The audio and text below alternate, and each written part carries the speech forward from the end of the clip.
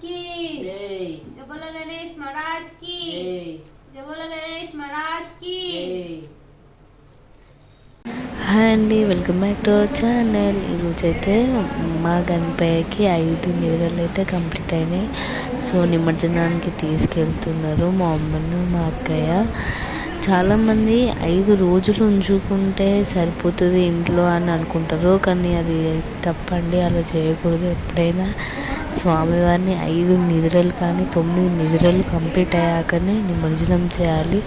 తీసుకొచ్చేటప్పుడు ఎంత హ్యాపీగా తీసుకొస్తామో వెళ్ళేటప్పుడు అంత బాగా అనిపిస్తుంది. కానీ అట్లా చూపెట్టొద్దని అట్లా చిన్నగా డ్యాన్స్ చేసింది మా అక్క.